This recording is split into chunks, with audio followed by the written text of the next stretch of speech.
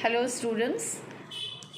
Hope all of you are fine and welcome to my class, social science class. And today we are going to discuss a new chapter from geography, and that is agriculture. So, before I start the chapter, let me tell you the present syllabus, which are the chapters we are going to do this session. So we have the first chapter we have already done. Second and third chapter is not in the syllabus. That is forest and wildlife resources and water resources. From water resources we will do only the map questions. So that I will let you know what type of map questions will come. But today we are going to do the fourth chapter, and fifth, sixth, seventh chapters they are in the syllabus. So let us do the fourth chapter, and the fourth chapter is about agriculture. So in this chapter we are going to discuss about the one of the primary activity, that is agriculture, and which is one of the important major economic activity of our country. So let us continue. First, I will discuss about the importance and significance, and then we will discuss about the types of farming. So, what is agriculture? Define the term agriculture. Agriculture means land, and culture means cultivation. So, you may get this type of questions in the examination also. It is a primary activity. In my last chapter, you have already read in economics primary, secondary, and tertiary activities. So, this comes under the primary occupation, primary activity. Two-thirds of our Indian population is engaged in the agricultural sector. So large part of our population, they are depending on this sector, that is agricultural sector. So agriculture sector is very important for providing employment. 35% of our national income that derived from the agricultural sector. And agriculture sector is also important because it is supplying food crops, that is the basic needs of people. Another important feature is industries also get their raw materials. There are industries which collect their raw materials from the agricultural sector. Do you know what type of industries these are? They are called as agro-based industry.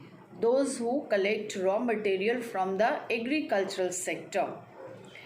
So industries are also depending on this agricultural sector for the raw material.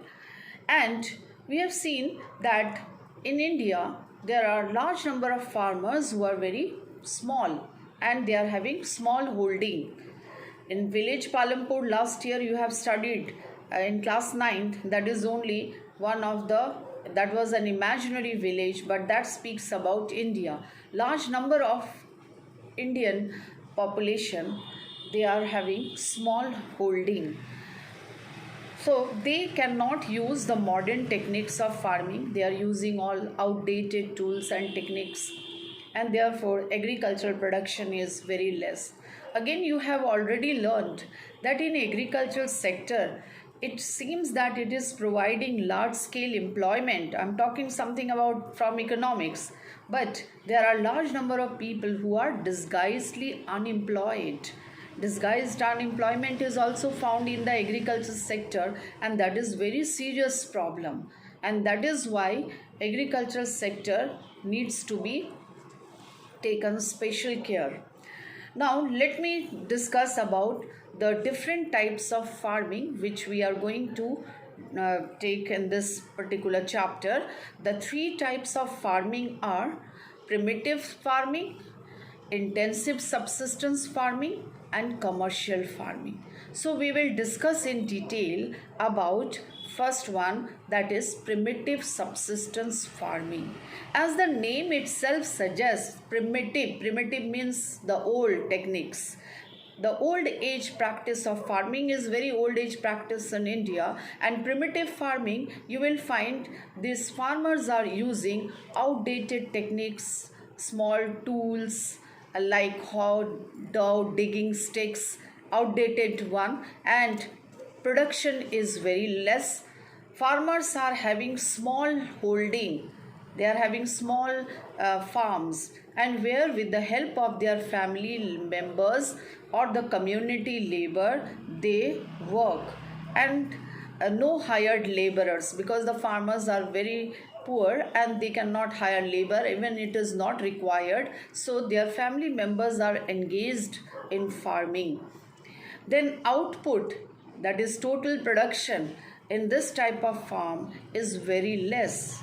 Mainly they produce for self consumption, and they cannot use any technology, so they are depending on irrigation. Also no artificial irrigation facilities are available to them, so they depend on monsoon rain, and also about to some extent the natural fertility of the soil. So, this is the condition of the primitive subsistence farming, where large number of people are, the farmers are engaged in this type of activity. So, you have to write the features of primitive subsistence farming. It is mostly farmers are doing for their own survival, for self consumption. In my next video, I will discuss the other two types of farming.